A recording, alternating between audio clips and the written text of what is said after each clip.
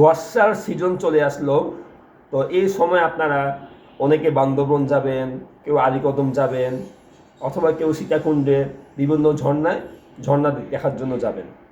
তো আপনাদের কাছে একটা অনুরোধ, যারা ফার্স্ট টাইম যাচ্ছেন তারা অবশ্যই একটু খোঁজ খবর নিয়ে যাবেন।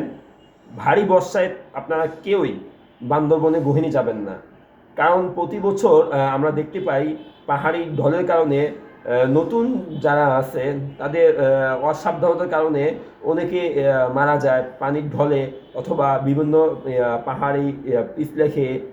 তো এই জন্য আমরা অনেক সময় মনে করি যে খুব বর্ষা হলে হয়তো পাহাড়ে খুব সুন্দর পানি পাবো। হ্যাঁ, আপনারা অনেক সময় পাহাড়ে খুব সুন্দর পানি পাবেন, কিন্তু পাশাপাশি আপনাদের মনে রাখতে হবে এই ভারী বর্ষায় কিন্তু পাহাড়ে যাওয়াটাও কিছুটা রিস্ক।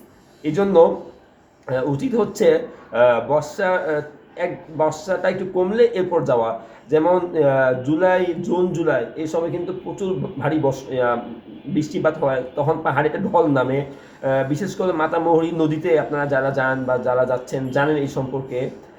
একবার আমরাও এই জিনিসটা ফেস করেছিলাম ওই সময় যে যেখানে আমরা অনেক সময় দেখি হাঁটু পানি, সেখানে হুট করে আপনার গলার থেকে উপরে পানি হয়ে যায়। তখন এই পার থেকে ওই পারে যাওয়ার কোনো ওয়ে থাকে না। অনেক সময় আমরা রশি ধরে যাওয়ার চেষ্টা করি, সেটাও কিন্তু সুযোগ হয় না পাহাড়ি স্রোতের কারণে। তো আপনাদের কাছে রিকোয়েস্ট, আপনারা যারা ইভেন্ট করেন বা যারা ট্যুর অ্যারেঞ্জ করেন এবং এই বর্ষায় অবশ্যই করবেন, তারা অবশ্যই জিনিসটা ফলো রাখবেন।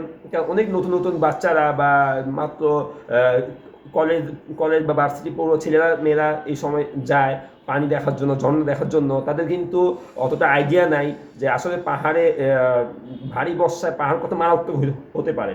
তো এই কারণে আমি বলবো, যারা আপনারা যাবেন একটু খোঁজ খবর নিয়ে যাবেন।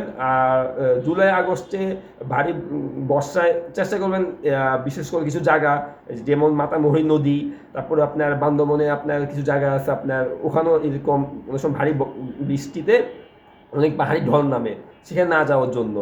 তো এই জন্য আর অবশ্যই পাহাড়ে যাওয়ার আগে দিয়ে একটা শারীরিক প্রস্তুতির ব্যাপার আছে, সেটা আপনারা নিতে পারেন। রেগুলার একটা হাঁটাহাঁটি করা উচিত। আর আরেকটা বিষয় হচ্ছে পায়ে একটা ট্রেকিং স্যান্ডেল। অনেকে দেখি যে আপনারা ট্রেকিং ট্যুরে আসেন, স্যান্ডেলের অবস্থা খুবই নাজুক। তো পাহাড়ে আসলে যাওয়ার জন্য একটা ট্রেকিং স্যান্ডেল খুব ভালো মানের, ভালো গ্রিপওয়ালা খুবই দরকার। তো এটাও আপনারা অবশ্যই লক্ষ্য রাখবেন। আর যারা ফার্স্ট টাইম তাদের জন্য আসলে আলীকদমে ওদিকে প্রথম দিকে না যাওয়াটাই ভালো।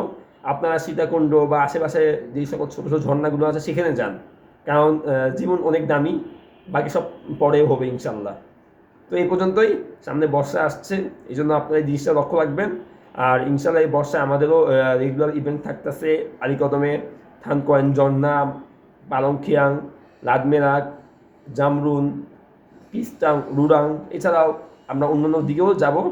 তো যারা মোটামুটি ট্রাভেল করার ট্রেকিং করার অভিজ্ঞতা রয়েছে তারা আমার সাথে যোগাযোগ করতে পারেন।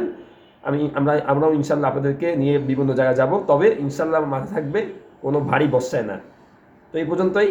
আসসালামু আলাইকুম রহমতুল্লাহ।